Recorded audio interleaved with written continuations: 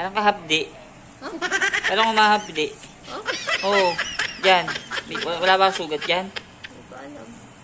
Hindi kasi may kinuhok mo. Pumunta siguro sa akin. Bak, kumuli sa bungo ko yan. Ay, patay tayo diyan. Pumapasok sa anit yan.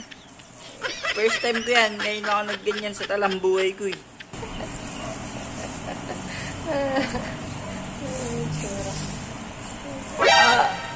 Ano may galit ka? A few moments later. Yeah. Magkukulayan kami ng buhok. Yay! Gusto ko sana bigote lang eh. Pwede kaya bigote lang.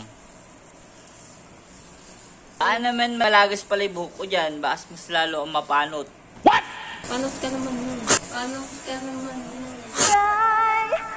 Saan naman? Ito nga. Ano ba naman? Magmumukha ba ako dyang opa? Oppan Gangnam Style. Oo po.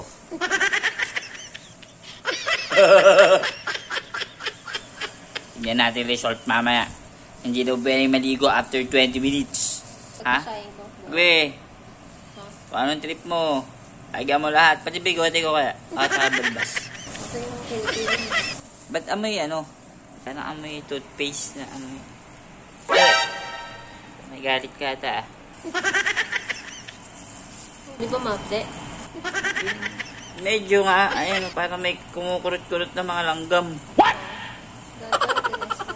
Kurot ng langgam. Ano yun?